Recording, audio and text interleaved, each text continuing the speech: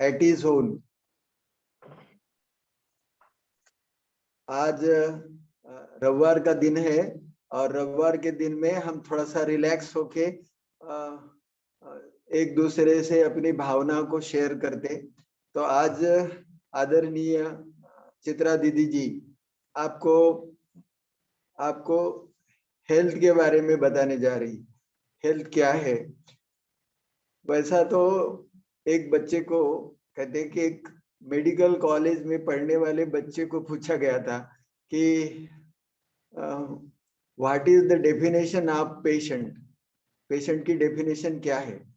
तो वो बच्चे ने बताया कि a healthy person when he sees doctor become patient. माना जब कोई व्यक्ति डॉक्टर को देखता है तो वो पेशेंट बन जाता है। तो वो फिर उसको पूछा गया कि वो नॉर्मल पर्सन कब बन जाए? तो वो नॉर्मल कभी नहीं बनता। एलोपैथिक साइंस में ऐसा ही कहते हैं कि जो डॉक्टर के पास गया तो वो उनके दुष्ट चक्र में फंस जाते हैं। जनरली देखा गया कि पहले तो आजकल टीवी में भी आता है कि पीरियडिकली चेकअप करना चाहिए। चेकअप करना चाहिए। जब अपन चेकअप करने जाते हैं तो कहीं ना कहीं आज के जमाने के जो पैरामीटर्स है, माना बीपी के पैरामीटर्स, जो एक जमाने में बीपी 100-160 नॉर्मल था, वो धीरे धीरे घटा के उसको 90 140 किया गया, फिर उसको घटा के 80-120 कर दिया गया। तो वो पैरामीटर में कोई ना कोई आ सकता है। तो इसलिए उनकी डेफिनेशन को नहीं जाएंगे हम, उनकी डेफिनेशन के तरफ नहीं जाएंगे। उनके तरफ अगर जाए तो हर कोई बीमार हो जाएगा। दूसरी बात, अगर समझो आप सवेरे अच्छे उठते हैं, फ्रेश है, आपको लैट्रिन अच्छी होती है, आपको फ्रेश लगता है, आपको भूख लगती है, माना आप हेल्दी है, ऐसा भी समझे तो भी बहुत अच्छा। मगर होता क्या है आजकल पीरियडिकली चेकअप करने के चक्कर में बहुत सारी कंपनियां बीच बीच में चेकअप करती, हार्ट के चेकअप करती। अभी देखो पिछले बार एक दौड़ रखी हुई थी, तो वो दौड़ भी एक मेडिसिन कंपनी ने फाइनेंस की थी। तो और दौड़ में जो लोग थक गए उनका चेकअप किया गया और उनको कहा कि देखो आपका बीपी नॉर्मल नहीं है, उनका आपका हार्ट नॉर्मल नहीं है, तो आपको दवाई लेने की जरूरत है। तो इस चक्कर में न जाते हुए हम खुद को स्वस्थ कैसे रखें, इसके बारे में आज हम चर्चा करेंगे। आज चर्चा करने के लिए आदरणीय चित्रा दीदी जी हमारे साथ में हैं। चित्रा दीदी आप बहुत दिनों से देखते हैं और उनका आवाज सुनते हैं, आज पहली बार उनको देखा जा रहा है स्क्रीन पे, आज पहली बार दिखाई दे रहे। तो ये जो चित्रा दीदी है ना, तो ये ऐसी इमिनेंट पर्सनैलिटी है। उन्होंने पोस्ट ग्रेजुएशन किया है एमए साइकोलॉजी में, क्लिनिकल साइकोलॉजी में, फिर उन्होंने फिलॉसफी एमफिल किया है जनरल साइकोलॉजी में, और फिर उन्होंने वो नेचुरोपैथी किया है, नेचुरोपैथी का डिप्लोमा किया है। और हमारे साथ वो मेरी क्लासमेट है नेचुरोपैथी की, और रेकी भी सीखा है उन्होंने। और ये जो है उनके साथ में उन्होंने योगा थेरेपी का कोर्स किया है। तो ये ऐसे मल्टी डायमेंशन पर्सनैलिटी हमारे साथ में है। और ये हेल्थ के बारे में कंसल्टेंसी करती है, और इनके बारे में आज हम सुनेंगे। अपना जो ग्रुप है, अपना ग्रुप साधना का ग्रुप है। तो पहले थोड़ी सी साधना कर लेते, ईश्वर पिता को बुला लेते, ईश्वर पिता के साथ रहेंगे तो हमारा आज का क्लास बहुत अच्छा रहे। चलो दोनों हाथ सामने। We call upon all divine energy to be here. We call upon Lord of 5 elements to be here. We call upon Supreme Father, God Shiva, and Brahma, the Creator, to be here. We call upon Jesus Christ, Gautam Buddha, Dr. Mikao Usui, Sujiro Hayashi, Madam Havayo Takata, and all ascended master to be here. We call upon our spirit guide and healing guide to be here. We call upon Mahavatar Babaji, Sai Baba, Satya Sai Baba to be here. We call upon Ma Gayatri to be here. We call upon Violet Fire, Saint Michael Archangel, Angel of Violet Fire, and Saint German, Keeper of Violet Fire to be here. We call upon all healing angels to be here. All those who have been called, please come now, please come now, please come now. दोनों हाथ आंखों के ऊपर रखो, गहरे लंबे सांस भरो, जिह्वा को ऊपर चिपकाओ, अनुभव करो हमारे सहस्त्र दल कमल के ऊपर रेनबो कलर की प्रकाश शलाका तैयार हो गई और हमारे हर सांस के साथ में यह प्रकाश हमारे सहस्त्र दल कमल से आज्ञा चक्र से कंठ चक्र से हृदय चक्र में आता हुआ यह प्रकाश हमारे आंखों को मिल रहा है।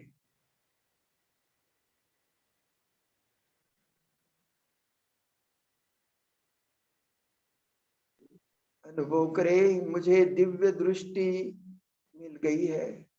इथं जागा नव्हती केलेली, इथं जागा केली नव्हती। काय काय झालं? काही नाही। दादा कुठे आहे? दादा गेलं ते। मुझे दिव्य दृष्टि मिली है, सत विवेक बुद्धि मुझे प्राप्त हुई है।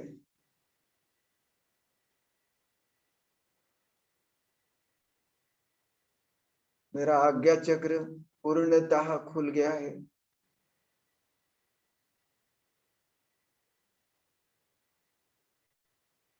यहाँ खुद को एम्पावर करो। I am soul divine, shining in the center of forehead, like a luminous star.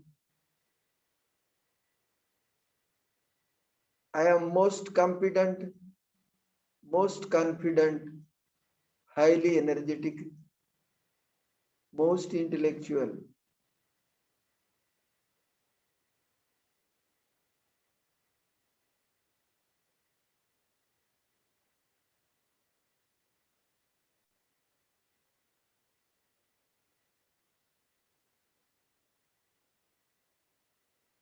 I am enlightened soul for the betterment of the universe.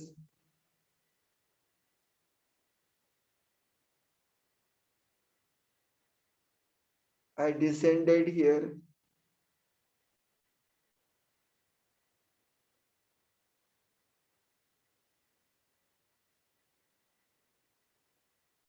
मैं ईश्वर पिता की सर्वांग सुंदर कलाकृति हूँ।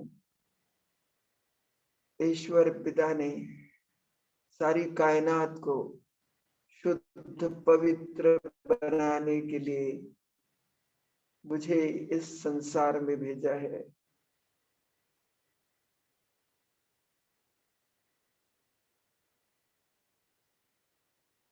ईश्वर पिता मेरा लाइफ टाइम पर्पस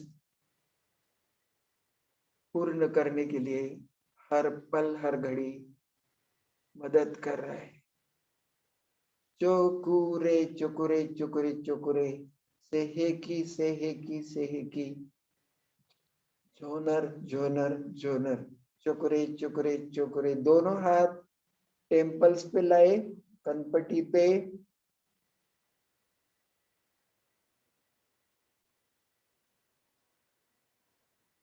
जहां अनुभव करे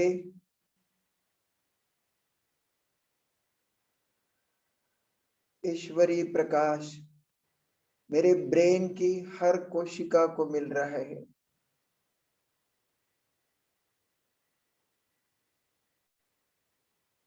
मेरे ब्रेन के हर सेंटर एक्टिवेट हो गए।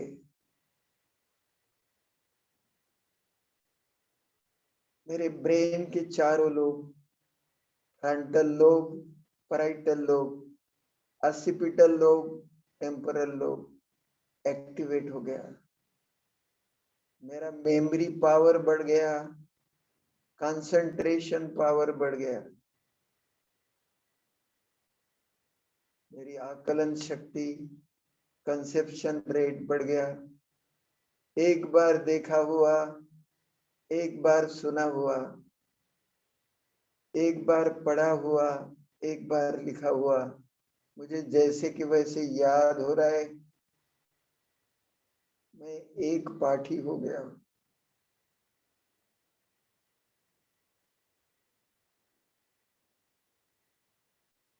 अब इस पवित्रतम चक्र पर माता पिता ईश्वर का आवाहन करें। हे जगन्नियंता, हे माता पिता, हे त्रिलोकीनाथ, हे त्रिकालदर्शी, हे दयानिधि, हे करुणा सिंधु ज्योतिर्बिंदु, मेरे सहस्त्र दल कमल में पधारो।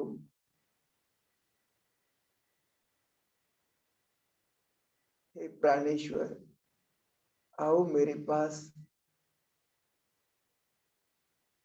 नको देवराया अंत अता पाहू, प्राण हा सर्वथा जाऊ पाहे। नको देवराया अंत अता पाहू। हे प्राणेश्वर, आओ मेरे पास। मेरे शरीर का रोम रोम आपके दीदार के लिए तरस रहा है।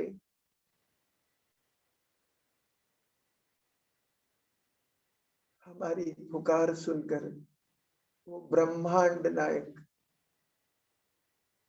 सप्तरंगी किरणों को चहु दिशाओं पर बिखेरता हुआ नीचे आ रहा है और हमारे शरीर में समा गया है। ईश्वर पिता के सानिध्य में मेरे शरीर का रोम रोम एक्टिवेट हो गया है।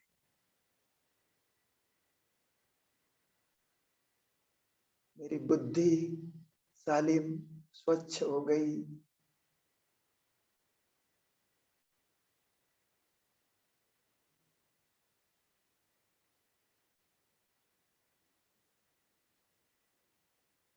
मेरे सातों चक्र जागृत हो रहे।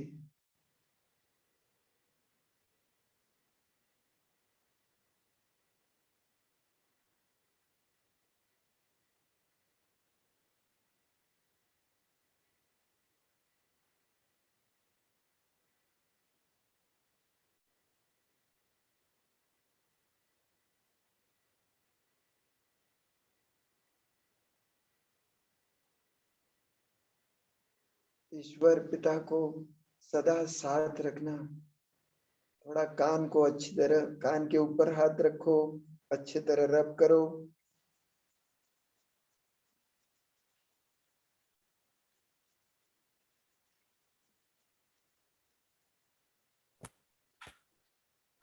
ईश्वरी शक्ति कान में स्थित मेरे शरीर से, मेरे सभी सिस्टम से रिलेटेड वाइटल पॉइंट्स को मिल रही है। मेरा पूरा शरीर हेल्दी हो गया है।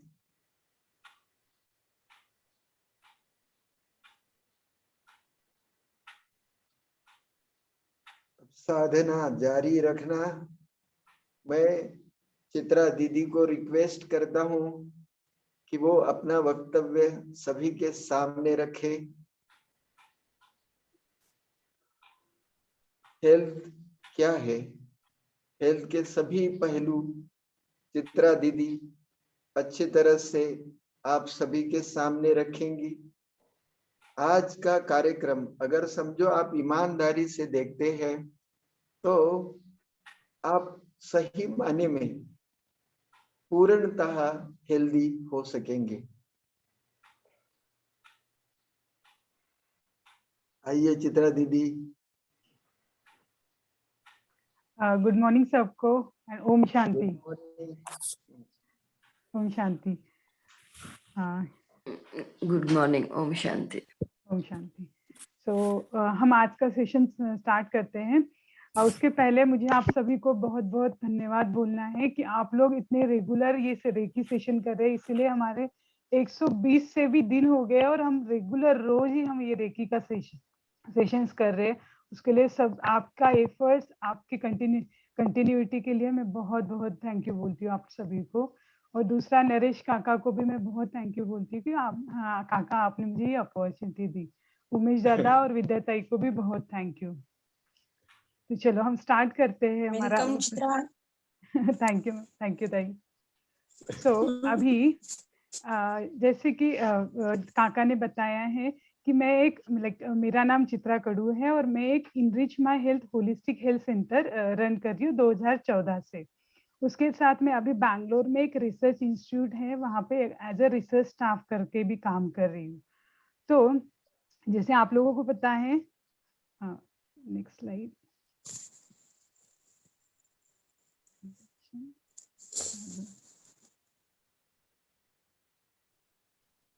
एक मिनट।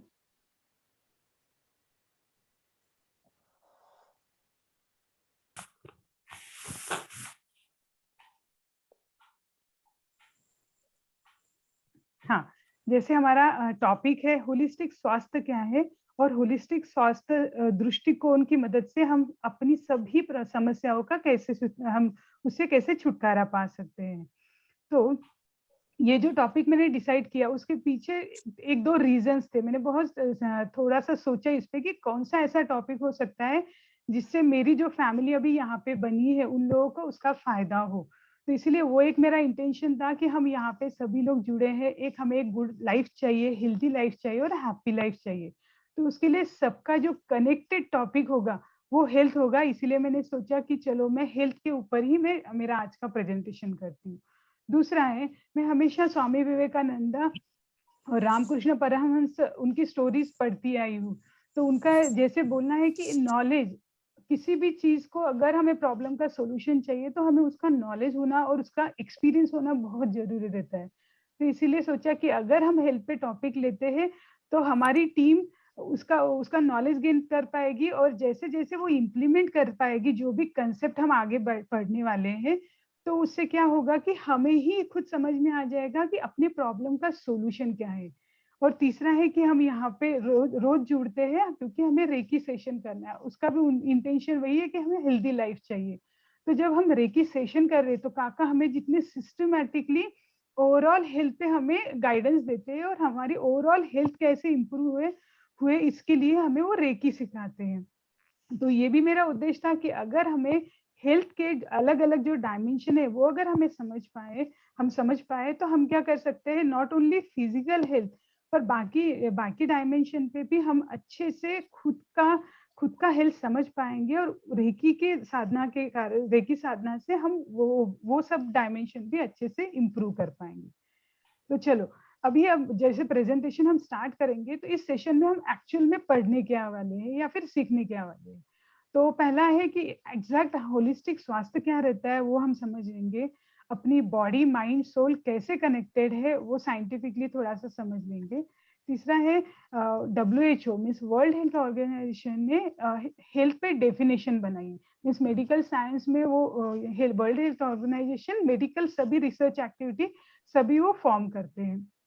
तो अगर हमें ओवरऑल समझ में आ जाएगा कि अपनी फिजिकल हेल्थ क्या है, मेंटल हेल्थ क्या है, सोशल हेल्थ क्या है और स्पिरिचुअल हेल्थ क्या है, तो हम वैसे डायमेंशन के साथ अपनी हेल्थ की तरफ देखने का अपना नजरिया बदल सकते हैं। और आजकल जैसे फैड है कि quality time, quality of life बहुत मैटर करता है। अपनी क्वालिटी ऑफ लाइफ क्या है, तब जाके we can feel that happiness. Actually जो कंप्लीटनेस जब हम बोलते हैं ना कि कुछ लोगों के पास फाइनेंशियली बहुत वो लोग ग्रोथ कर लेते हैं पर कुछ तो भी कमी रहती है। जो कमी वाली कंसेप्ट रहती है वो हमें इस क्वालिटी ऑफ लाइफ वाला जो डेफिनेशन है उसमें हमें समझ में आ जाएगी। और उसके बाद काका ने तो मेरा एजुकेशनल बैकग्राउंड ब्रीफली बताया है, तो उसके बाद में थोड़ा सा मेरा एजुकेशनल बैकग्राउंड आपको बता पाऊंगी, तो उससे क्या होगा, को रिलेट कर पाएंगे हम थोड़ा सा मेरा बैकग्राउंड। और बाद में जैसे जैसे मैंने कहा 2014 से हम enrich my health holistic health centre हम लोग रन कर रहे हैं, उसके बारे में थोड़ा सा इंफॉर्मेशन देंगे। हमारे एम्स ऑब्जेक्टिव क्या है उसके बारे में इंफॉर्मेशन शेयर करेंगे। हमारी जो एक्सपर्ट्स है, हमारी जो टीम है, उसके बारे में आपको डिटेल में बताएंगे। और हम ये हेल्थ सेंटर में कौन सी लाइन ऑफ ट्रीटमेंट, हमारे पास जब पेशेंट्स आते हैं उनके उपचार की जो विधि है वो आपको ब्रीफली समझाएंगे, तो आपको भी आइडिया आ जाएगा कि हमें भी खुद पे इम्प्लीमेंट करते टाइम कैसे अप्रोच रखना है। और जैसे कि काका ने कहा है कि हम थोड़ा सा एलोपैथी और ये सब के सबको पूरा अवॉइड करते हैं, और हम सिर्फ yoga, naturopathy, alternative therapy, psychology और स्पिरिचुअलिटी की हेल्प से ही उस पर्सन को, उस पेशेंट को कंप्लीट हेल्थ कैसे मिले, इसके लिए हम ट्राई करते रहते हैं।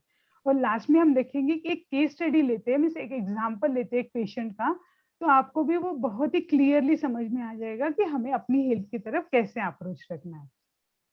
So let's get started now. So now जब हम होलिस्टिक हेल्थ स्वास्थ्य बोलते हैं, तो ये होलिस्टिक स्वास्थ्य क्या है, एक अप्रोच है एक्चुअली। फॉर एग्जांपल अगर आप यहाँ पे डायग्राम देख पा रहे हो, तो यहाँ पे सेंटर में हम है, विजुलाइज कीजिए कि यहाँ पे हम है। तो जैसे फॉर एग्जांपल हम लेते हैं कि यहाँ पे बड़े सर नीलिमा मैडम है, ठीक है, तो उनकी लाइफ को हम विजुलाइज करते हैं। तो उनकी लाइफ को अगर हम पकड़ते हैं या फिर खुद की लाइफ को भी पकड़ते हैं, तो अपनी लाइफ के बहुत सारे डायमेंशन है। ये फिजिकल हेल्थ है, इंटेलेक्चुअल हेल्थ है, इन्वायरमेंटल हेल्थ है।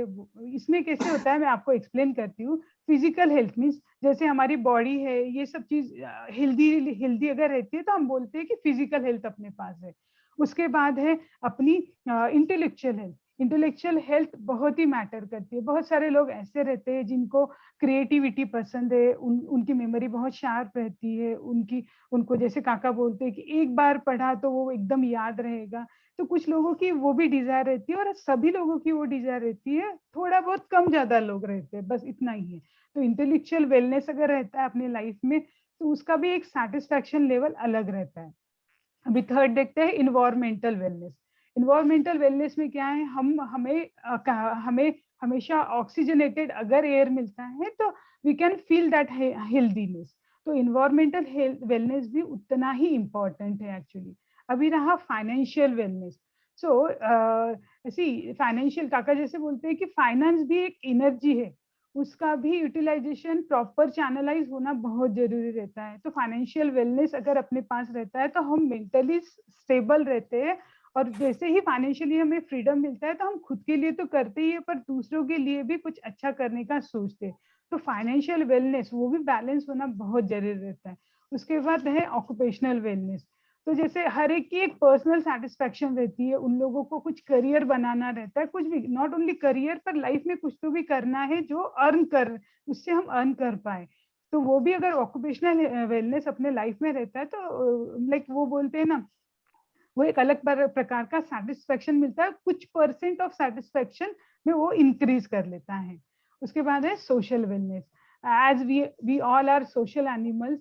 तो जैसे ही हम लोग अपने फैमिली के साथ डील करते हैं, अपने रिलेटिव्स के साथ डील करते हैं, अपने को वर्कर के साथ डील करते हैं, तो हमें सोशली अपनी इंटरपर्सनल रिलेशनशिप अगर अच्छे रहते हैं, हम अच्छे से मेंटेन कर पाते हैं, तो वो सोशल वेलनेस भी हमें मिल जाता है।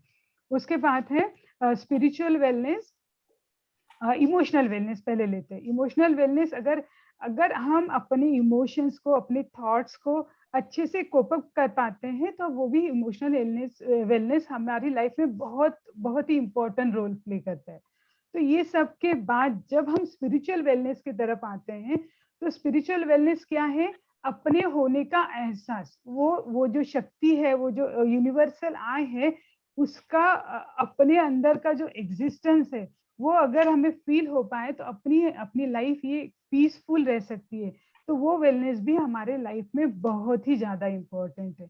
तो मैं आशा करती हूँ कि आपको, मुझे ये वाला प्रेजेंटेशन जब मैं कर रही थी, सोच रही थी, तो मुझे मेरा एक ही टारगेट था कि अपनी टीम को, अपनी फैमिली को ये सभी जो डायमेंशंस है, physical, intellectual, environmental, occasional, financial, social, emotional and spiritual. तो अभी हमें अवेयर होना है कि जब हम हेल्थ का टॉपिक लेते हैं या फिर मेरी हेल्थ अच्छी है, जब हम बोल रहे हैं तो सिर्फ फिजिकल डायमेंशन नहीं देखना है, हमें ये सोचना है, हमें पॉइंट आउट करना है कि मेरी इमोशनल हेल्थ कैसी है, मेरा मेंटल हेल्थ कैसा है, स्पिरिचुअल वेलनेस मेरा कैसा है। ये सब जो मैंने डायमेंशंस बताए उस पे भी हमें काम करना है और अपनी लाइफ को इसी सभी डायमेंशन में बैलेंस जब हम करते हैं तो that time we can feel that completeness. Actually जैसे मैं हमेशा बोलती हूँ कि फील होना बहुत जरूरी है, बाहर से कैसे पर्सन दिख रहा है that is not the important, but हम अगर अंदर से स्वस्थ फील करते हैं, जैसे बहुत मतलब ये एक बहुत मिसअंडरस्टैंडिंग है कि अगर थोड़ा भी पर्सन हेल्दी रहा, मीन्स लाइक ओबेस रहा या फिर बहुत बारीक रहा या फिर दो अलग डायमेंशन से तो थोड़ा सा नॉर्मल नहीं रहा, तो हम लोग क्या उसको टैग लगा देते हैं कि this person is not healthy. But this is not the right way. Actually right way is that कि वो पर्सन कैसे फील करता है खुद के बारे में, उसको खुद के जब वो कितना आनंदी रहता है, वो कितना डील कर सकता है लोगों के साथ, तो वो पैरामीटर्स बहुत ही इंपॉर्टेंट है, क्योंकि ये नेचर ने दिए हुए पैरामीटर है। ये तो सब जो शुगर बीपी चेक करना है, ये सब पैरामीटर तो खैर मानव ने बनाए हैं, मेडिकल साइंस ने बनाए हैं। अगर किसी तो मुझे यहाँ पे आप लोगों को एक नजरिया देना है कि आज के बाद खुद को भी जब हम असेस करते हैं या फिर दूसरों को भी असेस करते हैं तो प्लीज ये देखिए कि ये पर्सन ये सब चीजें कैसे बैलेंस कर रहा है। ओके तो अपना नेक्स्ट पॉइंट है how are body mind and soul is connected. तो आप यहाँ पे जैसे देख रहे हो कि हम एनर्जी है, इस यूनिवर्स में जो भी कुछ एग्जिस्ट करता है वो सब एनर्जी है। अपनी बॉडी एनर्जी है, अपना माइंड भी एनर्जी है और ये सब यूनिवर्स सोल भी एनर्जी है। तो ये बॉडी माइंड और सोल ये सब कनेक्टेड है। तो यहाँ पे जैसे देखते हैं बॉडी मीन्स एग्जैक्टली क्या, बॉडी मीन्स अपने जो ऑर्गन्स है जो हम दिख रहे हैं वो सभी चीजें अपने बॉडी में जो भी सिस्टम काम करे, जो बोन्स है वो सब, ब्लड है, सब ये सब चीजें बॉडी में कंसीडर किए जाती है। और माइंड क्या होता है, माइंड भी एक एनर्जी है एक्चुअली। उसमें कैसे रहता है, भगवान की लीला देखिए या फिर जो सिस्टम उसने बनाई है कितनी सिंपल और डिफिकल्ट दोनों भी बोल सकते हैं। जो चीज नहीं दिख रही है वही चीज हमें रन करती है, वही चीज हमें चलाती है एक्चुअली। तो जो माइंड है वो हमें दिखता नहीं है, पर अपनी लाइफ में जो भी चीजें हो रही है वो सब माइंड के कारण हो रही है।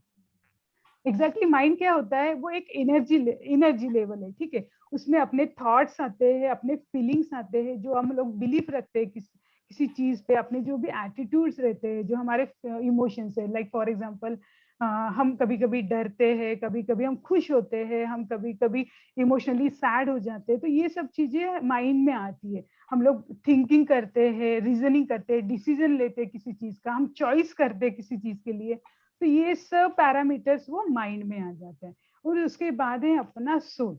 जैसे यहाँ पे समझ लीजिए कि अपनी बॉडी दिख रही है, माइंड दिख नहीं रहा, पर माइंड ही अपनी बॉडी को चला रहा है। और थर्ड है अपना सोल, जो कि कनेक्टेड है अपने यूनिवर्सल आई के साथ। तो ये सोल हमेशा ही ट्रांसपेरेंट रहता है, सोल हमेशा ही प्योर रहता है। सिर्फ हमारे बॉडी और माइंड के जो ब्लॉकेजेस हम क्रिएट करते हैं उसके कारण हम उस एनर्जी को कनेक्ट नहीं हो पाते। पर जैसे ही नॉलेज हमें किसी चीज का मिल जाता है और हम उस पर इम्प्लीमेंटेशन स्टार्ट करते हैं तो वो जो ब्लॉकेजेस है वो क्लियर हो जाते हैं और हम वो सोल की एनर्जी को हम एब्जॉर्ब कर पाते हैं और वो सोल की एनर्जी अपने ऊपर काम करती है। तो यहाँ पे हम एक चीज समझ लेते हैं, साइकोसोमैटिक कंसेप्ट। ये साइकोसोमैटिक कंसेप्ट क्या है, जैसे कि मैंने कहा है कि अपना माइंड हमें रन करता है। तो यहाँ पे देखिए कैसे बोला गया है कि अगर एंगर अपने बॉडी में बहुत कुछ, अपने माइंड में बहुत ज्यादा है, तो यहाँ देखिए हाई ब्लड प्रेशर का प्रॉब्लम शुरू हो जाता है, हार्ट डिसीज का प्रॉब्लम शुरू हो जाता है अगर हम ये एंगर को कंट्रोल नहीं कर पाएंगे। तो यहाँ पे कनेक्टिविटी दिखाई गई है कि कैसे अपना माइंड अपने बॉडी को प्रॉब्लम क्रिएट करता है।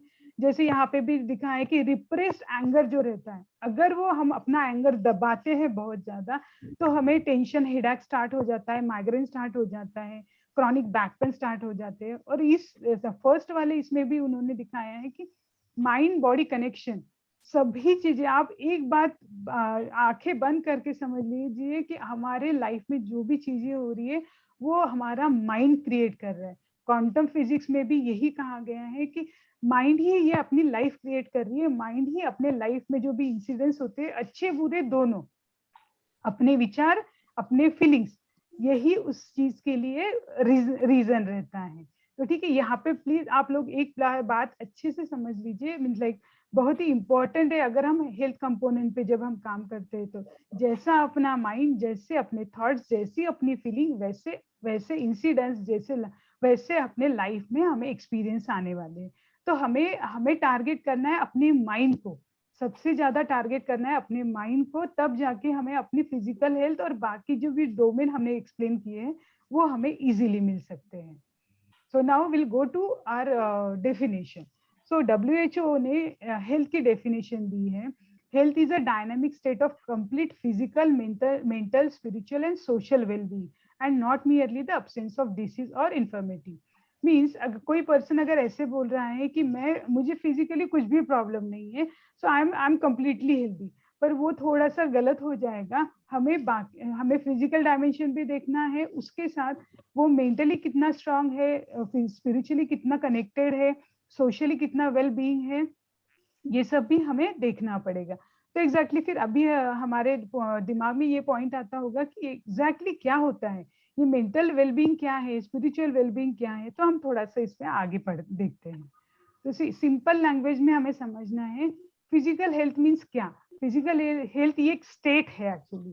तो अगर हम मॉर्निंग में जब उठते हैं, जैसे काका ने कहा, मॉर्निंग में उठने के बाद हमारी जो दिनचर्या है वो एकदम हेल्दी वे से होती है, हमारा डाइजेशन अच्छे से होता है, हम सुबह उठते बराबर अगर फ्रेश फील करते हैं तो this is the first symptoms कि हम हेल्दी के पैरामीटर्स में आते हैं। बाकी अगर हमें टाइम पे भूख लग रही है, टाइम पे हम सभी चीजें प्रॉपरली कर रहे हैं, हमारी नींद अच्छी हो रही है, तो ये सब चीजें है ना, अगर हम रेगुलर एक्सरसाइज कर रहे हैं, बैलेंस डाइट ले रहे हैं, जो चेकअप कंसेप्ट जो बोला है इसमें वो एलोपैथी वाली चेकअप कंसेप्ट भी हम इंक्लूड करेंगे, बट उसके साथ जो चेकअप कंसेप्ट का जो पैरामीटर है वो खुद ही है हम लोग।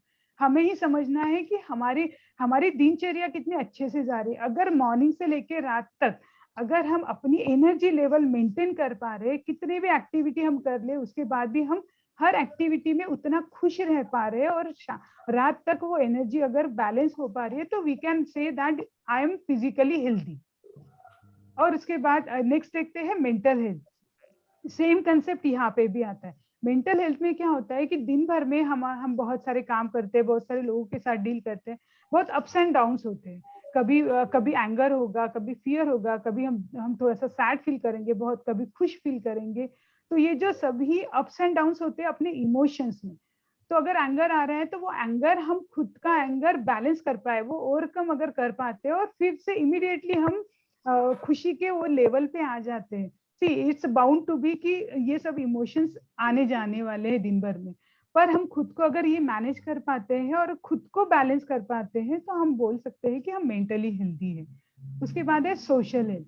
तो जैसे हम कहा है, हम दिन भर में बहुत सारे लोगों के साथ मिलते हैं, बातें करते हैं, कुछ चीजें शेयर करते हैं, कुछ काम करते हैं, कॉन्सेंट्रेशन से ट्राई करते हैं कि सबके साथ अच्छे से रिलेशन मेंटेन कर पाए। And this is not required कि हम सभी के साथ अच्छा रहे, सभी के साथ अपने रिलेशनशिप अच्छे रहे, but that is also again the most important point is कि जो लोग अपने लाइफ में इंपॉर्टेंट है और उन लोगों के साथ अपनी कनेक्टिविटी कैसी है, उन लोगों के साथ जो रिलेशन हम मेंटेन कर पा रहे। ऐसा बहुत बार होता है कि बहुत क्लोज लोग भी है और फिर भी कुछ ना कुछ मिसअंडरस्टैंडिंग होती है, कुछ ना कुछ डिस्प्यूट क्रिएट हो जाते हैं, बट वो स्किल हमें सीखनी है कि कैसे वो डिस्प्यूट क्लियर करें, कैसे हम हेल्दी वे से उनके साथ हेल्दी कम्युनिकेशन करें और हेल्दी रिलेशनशिप मेंटेन करें। तो ये सब अगर कर पाते, वो एलिजिबिलिटी हम अपने अंदर निर्माण कर पाते, तो वी कैन से दैट कि हम सोशली भी हेल्दी है। And the last one is spiritual health. तो जैसे कहा है कि हर पर्सन को खुश रहना है, हर पर्सन को अपनी लाइफ में पीस चाहिए, हार्मनी चाहिए और उस यूनिवर्सल आई से, उस एनर्जी से कनेक्टेड रहना है। तो जैसे हम रेकी में भी वही कंसेप्ट फॉलो करते हैं। तो अगर हम अगर हम वैसे ऑलरेडी आई कैन से कि रेकी के सेशन में हम लोग जुड़ रहे हैं, तो आई कैन से कि हम लोग सभी उस एनर्जी से जुड़े हुए ही हैं, क्योंकि जो भी हम रेकी में चीजें कर रहे हैं वो एक सिस्टम है एक्चुअली उस एनर्जी के साथ कनेक्ट होने के लिए। एंड वी कैन से कि हम लोग सभी लोग स्पिरिचुअली हेल्दी है, या फिर हम स्पिरिचुअली हेल्दी पाथ पे आ गए हैं। तो चलो, तो यहाँ पे हम देखते हैं क्वालिटी ऑफ लाइफ। ये मैंने स्पेसिफिकली ये चीज यहाँ पे ऐड की है क्योंकि आजकल बहुत फैट चल रहा है, right? Quality time, quality time. Exact क्या होता है क्वालिटी टाइम और क्वालिटी ऑफ लाइफ? सी कैसे होता है, हर एक को एक खुशी का पैरामीटर उनके अंदर है। ये मैं नहीं बता सकती या फिर कोई और नहीं बता सकता कि आपकी खुशी का कारण क्या है और आपको कैसे खुश रहना है। नो, एवरी इंडिविजुअल जो नेचर की सिस्टम है बहुत ही यूनिक है एक्चुअली। हर एक पर्सन, जैसे मैंने कहा है कि बॉडी के लेवल पे वो डिफरेंट है, माइंड के लेवल पे तो और भी ज्यादा डिफरेंट है, बट सोल के लेवल पे वी ऑल आर कनेक्टेड। तो ये जो सब खेल चल रहा है वो बॉडी और माइंड के लेवल पे चल रहा है। तो हर एक की क्वालिटी ऑफ लाइफ का डेफिनेशन, हर एक की क्वालिटी ऑफ लाइफ का पैरामीटर्स, वो उस खुद को चूज करना है, वो उस खुद को उस पर काम करना है। यहाँ पे जैसे हम देखते हैं, हाँ कॉमन चीजें हैं उसमें हमने अपनी लाइफ जीते टाइम हम बहुत हैप्पीनेस फील करना चाहिए, अपनी लाइफ में हार्मनी होनी चाहिए, अपनी फैमिली हेल्दी होनी चाहिए, मेंटली हेल्दी होनी चाहिए, एनवायरमेंटल बहुत अच्छा होना चाहिए। जैसे हमें एजुकेशन लेना है वो अगर हम लेते हैं और हम लोग फैमिली के साथ अच्छा टाइम स्पेंड करते हैं, पॉलिटिकली भी हम अगर सिक्योर्ड एंड सेफ रहते हैं, ये बहुत सारी छोटी छोटी चीजें रहती है जो उस पर्सन को प्रायोरिटी पे। Please try to understand here कि मैं एक कोई भी डेफिनेशन एक कॉमन नहीं बोल सकती, इसीलिए कुछ मेरी प्रायोरिटीज होंगी, कुछ आपकी प्रायोरिटीज होंगी। तो आपको खुद को अपनी लाइफ के लिए काम करना है, और अगर आप उस सब पे काम करके अगर हेल्दी फील करते हैं तो देन वी कैन से, और उस पे फिर पैरामीटर बाकी कुछ नहीं, आपकी बीपी कितनी है, शुगर कितनी है, वो सब कंट्रोल में धीरे धीरे कंट्रोल में आ जाते हैं जब हम अपने ये सब चीज एरिया पे हम अपना काम करते हैं।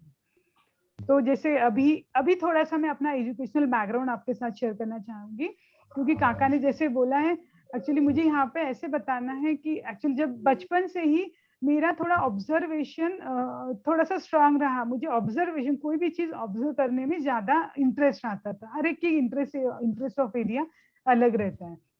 मेरा इनर कम्युनिकेशन भी, मैं हमेशा खुद को ही बहुत सारे सवाल पूछती रहती थी कि ये लाइफ में ये सब चीजें कैसे हो रही है, कौन चला रहा है, इतने सारे लोग हैं, उन लोगों के हर एक की बॉडी अलग, उनके माइंड अलग, हर एक की सोच अलग, उनके बिहेवियर अलग। तो ये छोटी छोटी चीजें मुझे बहुत ही ट्रिगर करती थी, मुझे बहुत ही क्यूरियोसिटी रहती है कि मेरे ही घर में मेरे बहन भाई अलग अलग सोच के कैसे हो सकते हैं, अलग अलग उनके विचार कैसे हो सकते हैं, अलग अलग बिहेवियर कैसे हो सकता है। तो ये सब सोच, ये जो जो इंटरेस्ट मुझ में डेवलप हुआ था, देन आई रियलाइज कि मुझे थोड़ा इस एरिया में मुझे एजुकेशन लेना चाहिए। तो फिर मैंने जो अपने अभी हमने पढ़ा है psychology, physical health, social health and spiritual health, तो मैंने ये पूरे डायमेंशन को सोचना स्टार्ट किया और पढ़ाई करना स्टार्ट किया। तो साइकोलॉजी के लिए मैंने मेरा पोस्ट ग्रेजुएशन किया क्लिनिकल साइकोलॉजी में, फिर एमफिल भी किया, और मुझे साइकोथेरेपी पढ़नी थी, इसलिए मैंने मास्टर ऑफ साइंस किया साइकोलॉजी में। ये सब मेरा एजुकेशन नागपुर से ही हुआ है। उसके बाद माइंड तो पढ़ लिया था, पर उसके बाद वो क्यूरियोसिटी थी कि बॉडी कैसे काम करती है, बॉडी के ऑर्गन्स कैसे काम करती है।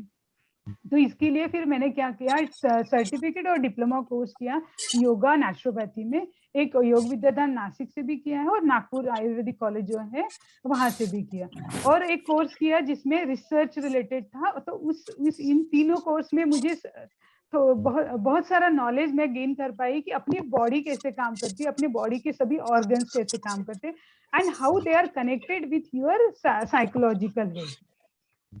और इसी सब के साथ मुझे सोशल हेल्थ कैसे मेंटेन करना है, इस सब का भी थोड़ा बहुत नॉलेज मैंने गेन कर पाई। And the last one is our spiritual domain. तो frankly I wanted to say one thing, ये सब तो पढ़ाई कर ली थी, पर फिर भी कहीं तो भी एक इनकम्प्लीटनेस था, कुछ तो भी ऐसे लगता था कि मेरे नॉलेज में कुछ तो भी कमी है। और वो कमी, जैसे ही मैंने रेखी काका से फर्स्ट डिग्री ली, उस टाइम पे सभी ब्लॉकेजेस क्लियर हो गए। आई कैन से जो गुरु का महत्व रहता है ना, यही रहता है। जब गुरु का आशीर्वाद अपने सर पर आता है तो हमें एफर्ट्स लेना नहीं पड़ता, वो इजीली हो जाता है क्योंकि वो हम फ्लो में आ जाते हैं एक्चुअली। तो इसीलिए मैं आप सभी को रिक्वेस्ट करूंगी कि रेकी सेशन प्लीज कंटिन्यू कीजिए। वो चमत्कार आपके लाइफ में अभी स्टार्ट हो भी गए होंगे, पर बहुत सारे चमत्कार और बाकी है सबके लाइफ में होना। और उसके बाद मैं पूना शिफ्ट हो गई।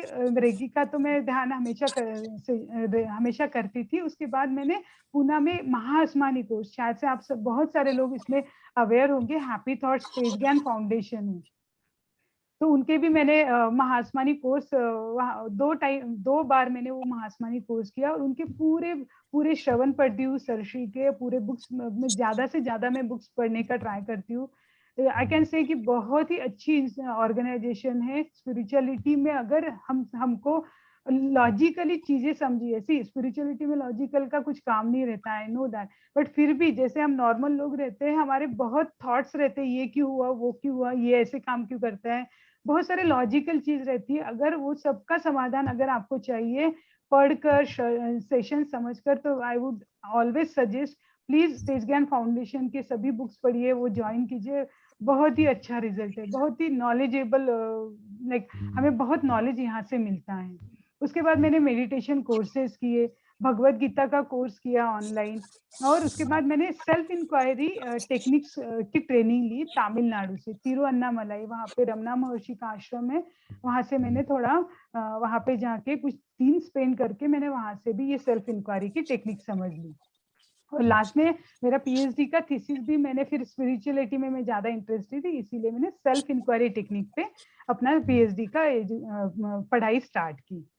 तो होप, मैं आशा करती हूँ कि आप लोगों को अभी बैकग्राउंड समझ में आ गया होगा कि मैं क्यों ये सब चीजें मैंने थोड़ा सा समझ ली, पढ़ाई की, और then I started my own practice as a holistic health practitioner.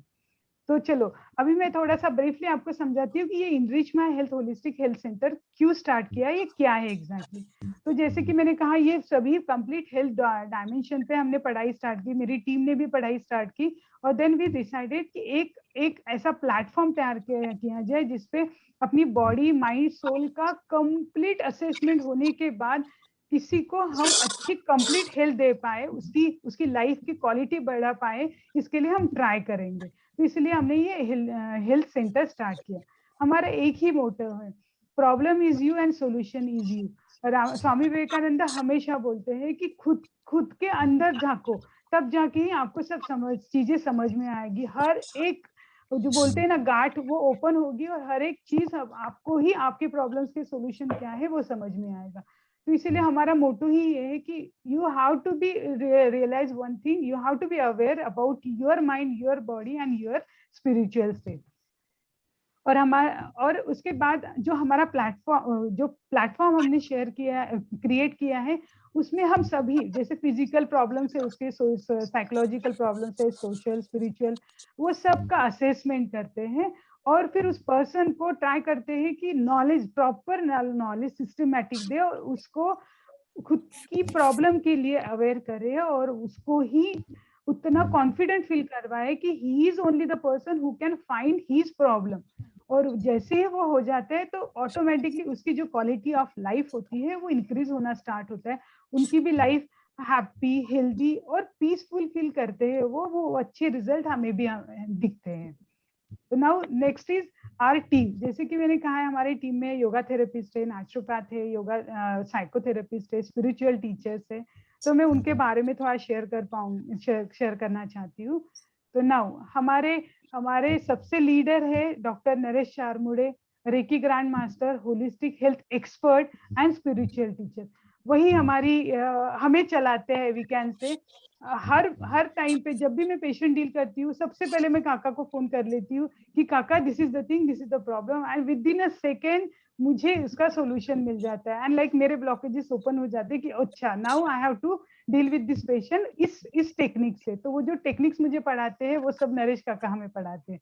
उसके बाद है डॉक्टर उमेश झामरे, डॉक्टर विद्या झामरे, जो कि अल्टरनेटिव थेरेपिस्ट एक्सपर्ट है और रेकी मास्टर भी है, और बहुत ही और हेल्थ डोमेन में वो बहुत ही एक्टिवली काम करते हैं, और बहुत सारे लोगों को इनके ट्रीटमेंट्स के कारण, अल्टरनेटिव ट्रीटमेंट्स के कारण बहुत ही अच्छे रिजल्ट मिले हैं। उसके बाद है मिसेस मिर्जा चारमुड़े, वो साइकोलॉजिस्ट है, नेचुरोपैथ है और योगा ट्रेनर भी है, वो भी नागपुर से बिलोंग करती है। छाया राउत है, वो चाइल्ड साइकोलॉजिस्ट है, काउंसलर है। डॉक्टर अदिति जोशी है हमारे ग्रुप में, जो आयुर्वेदाचार्य है। इंदु राउत है, जो होम्योपैथिस्ट है।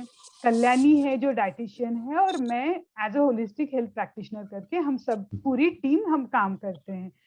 हम अलग अलग सिटी में हैं, बट हमारा कोऑर्डिनेशन अच्छा है, इसीलिए हम जब भी हमें पेशेंट्स के साथ डील करना रहता है तो हम ग्रुप में सब डिस्कशन करते हैं। तो नाउ हम इनरिच माय हेल्थ में कौन से जो डिसीज है वो ट्रीट करते हैं। तो यहाँ पे जैसे आप देख रहे हो कि जैसे मैंने साइकोसोमैटिक कंसेप्ट बताई है आपको, तो ये जो सभी प्रॉब्लम्स है वो उसी कैटेगरी के अंडर आते हैं। जैसे किसी भी टाइप का बॉडी पेन हो, एलर्जी हो, इन्फेक्शन हो, ओबेसिटी है, अस्थमा है, एनीमिया है, ब्रीदिंग इश्यूज है, आई प्रॉब्लम्स है, फीवर आता है, फटीग रहता है, और ये जॉइंटिस है, थायराइड है, अल्सर है, यूरिनरी प्रॉब्लम है, मेंस्ट्रुअल प्रॉब्लम्स है। तो ये जो सभी प्रॉब्लम्स है ये साइकोसोमैटिक में कंसीडर किए जाते हैं, और इन सभी पे हम काम करते हैं। इस सभी के जो पेशेंट्स आते हैं तो हम इस सभी डिसीज पे हम उनको ट्रीटमेंट देते हैं।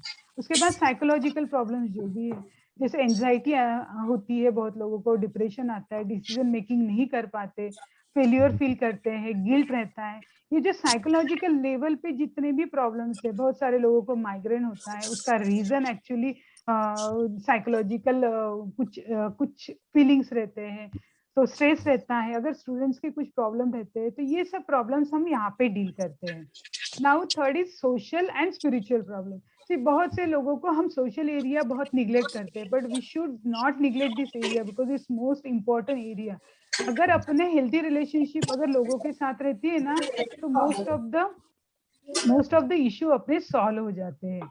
तो सोशल हेल्थ भी बहुत इंपॉर्टेंट है, तो इसलिए जो भी कन्फ्लिक्ट रहते हैं सोशली, रिलेशनशिप के जो भी प्रॉब्लम्स रहते हैं, तो वो हम सब यहाँ पे उनके साथ डिस्कस करके रिजॉल्व करते हैं। एंड लास्टली स्पिरिचुअल प्रॉब्लम्स जो रहते हैं, तो जैसे मैंने कहा है कि हर चीज मिल जाए, पर अगर स्पिरिचुअली हम कनेक्टेड नहीं रहते, स्पिरिचुअली वो अवेयरनेस अपना नहीं रहता, तो हमें हमेशा ही इनकम्प्लीटनेस फील होगा।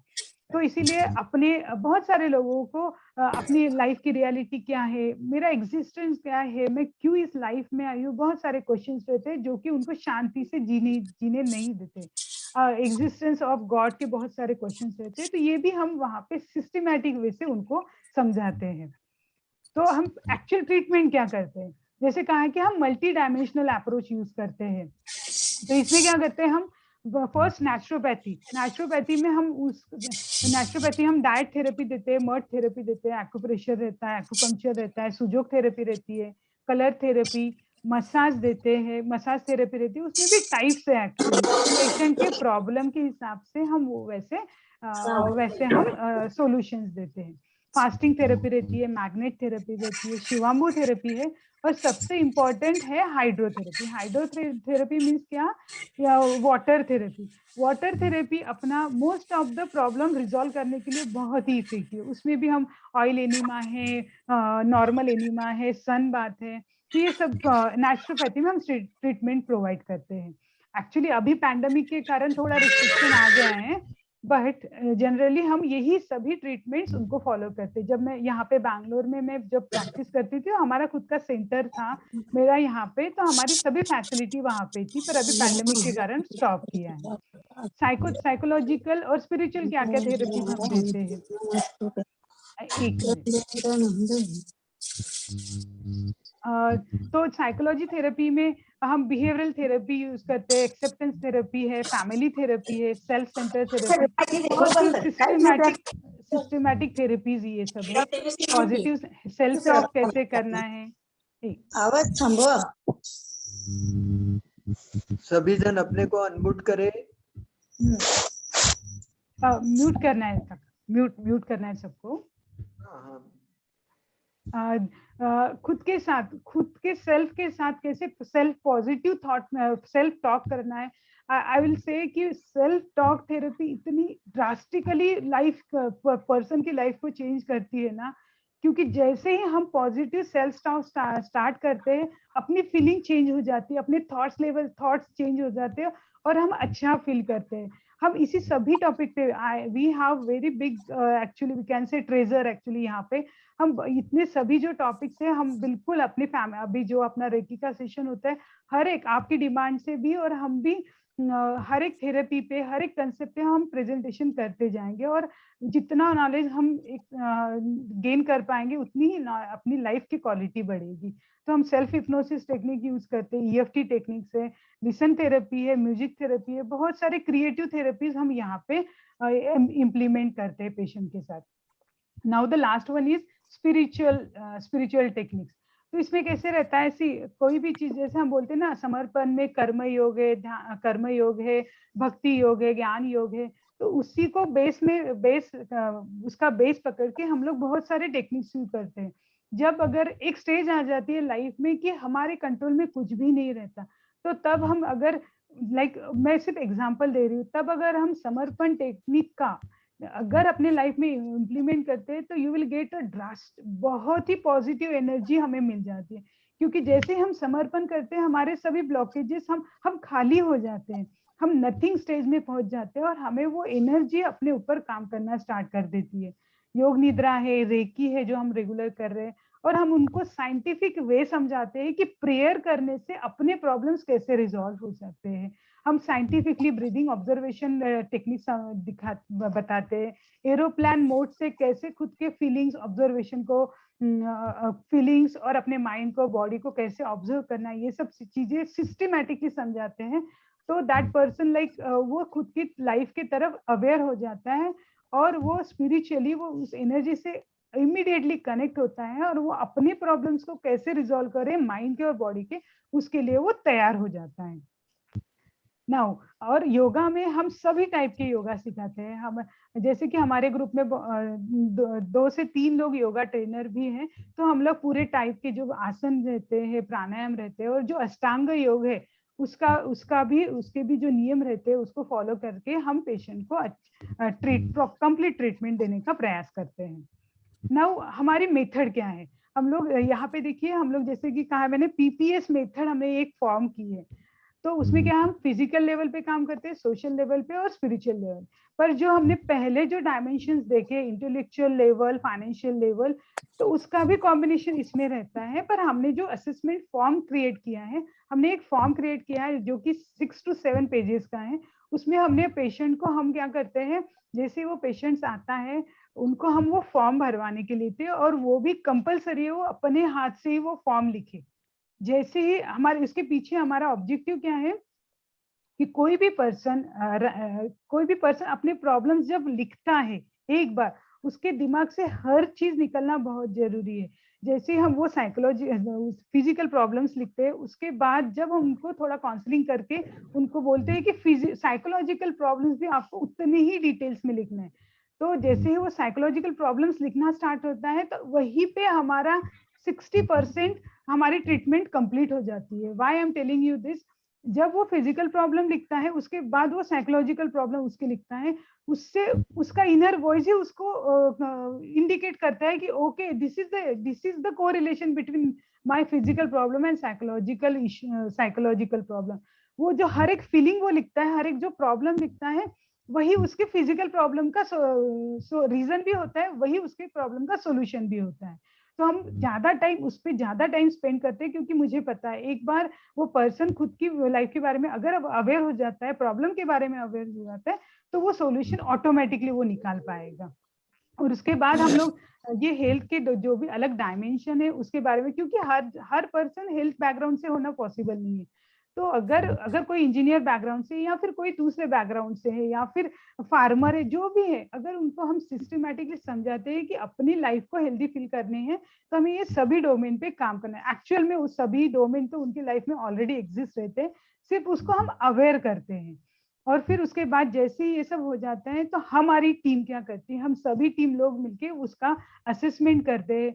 जैसे आयुर्वेदाचार्य देखते हैं कि ओके इस सब फीलिंग्स के वात कफ पित्त का कहाँ अनबैलेंस हो रहा है, कौन सा इंग्रेडिएंट ज्यादा प्रोमिनेंटली काम कर रहा है, वात हो रहा है, पित्त हो रहा है, या कफ हो रहा है, तो उसके हिसाब से हम उनको ट्रीटमेंट देना स्टार्ट कर देते हैं।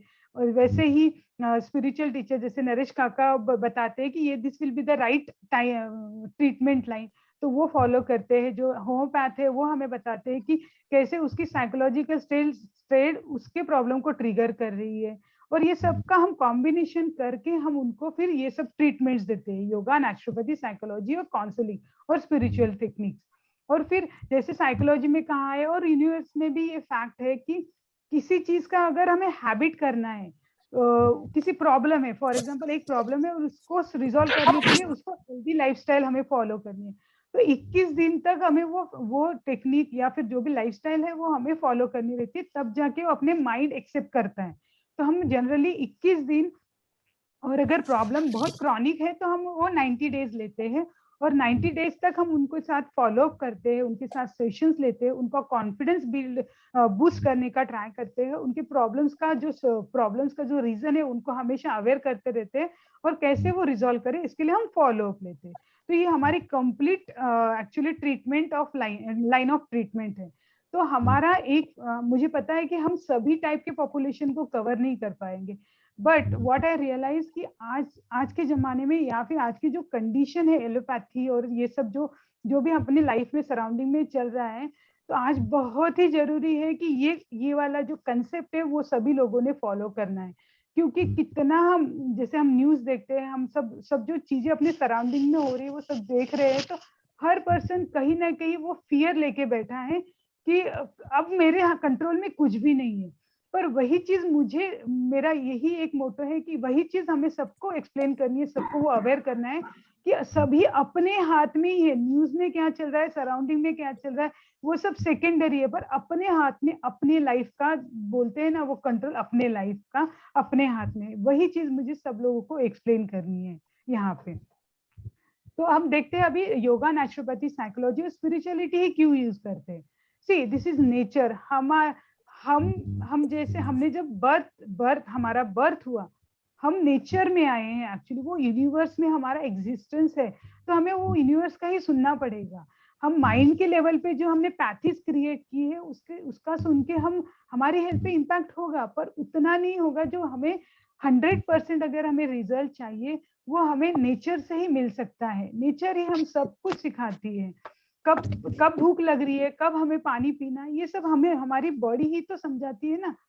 क्या खाना है वो अपनी माइंड का जो टेस्ट हमें क्या खाना है वो भी सिखाती है, पर अपने माइंड का इतना ज्यादा कंट्रोल अपने ऊपर आ गया है कि हम लोग वो नहीं सोचते। हम सिर्फ जो अपनी टंग है उसको क्या चाहिए वो उस पर ज्यादा हम प्रायोरिटी देते हैं। बट अगर हम शांत होके थोड़ा सा नॉलेज गेन करके अगर खुद की लाइफ के बारे में अवेयर हो जाते हैं, हमें अपनी लाइफ ही सिखाती है कि हमें क्या करना है। इसीलिए हम नेचुरोपैथी फर्स्ट प्रायोरिटी पे रखते हैं, क्योंकि अपनी बॉडी ये 5 एलिमेंट्स से बनी है, आप सभी को पता है। तो जैसे ही इसका इनबैलेंस हो जाता है हमें प्रॉब्लम स्टार्ट हो जाते हैं। तो जैसी अर्थ है, water, fire, air and space है, तो हम उसका बैलेंस कैसे करें वो हम फर्स्ट टारगेट रखते हैं।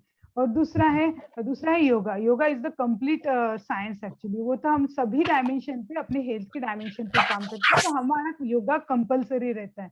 हर टाइप का योगा रहता है, हर टाइप के डिसिप्लिन जो नेचर हमें सिखाती है वो हम अपने पेशेंट्स को सिखाते हैं।